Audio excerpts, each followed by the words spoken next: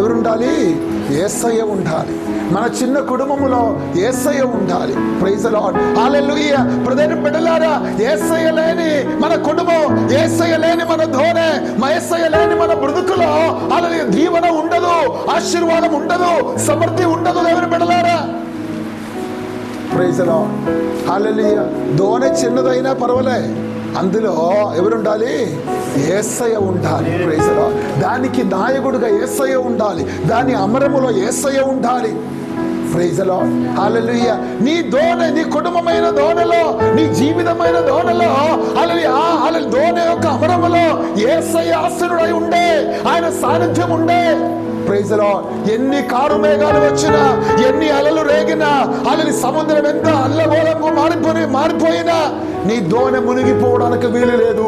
ఒక్కవేళ మునిగిపోతారని అనుకున్నా నీవు నాశనం అవ్వడానికి వీలు లేదు. దేవుని బిడ్డలారా, కారణం అమరమున ఉన్నది మామూలుగా మనుషులు కాదు. ఆయన సర్వలోకాన్ని సృష్టించిన, సర్వ పరిస్థితులను అదుపులోనికి తీసుకుంటున్న సర్వాధికారి అయిన దేవుడే. Praise the Lord. ఆయన మన దోణిలో ఉండాలి, ఆయన సాన్నిధ్యం మన దోణిలో ఉండాలి.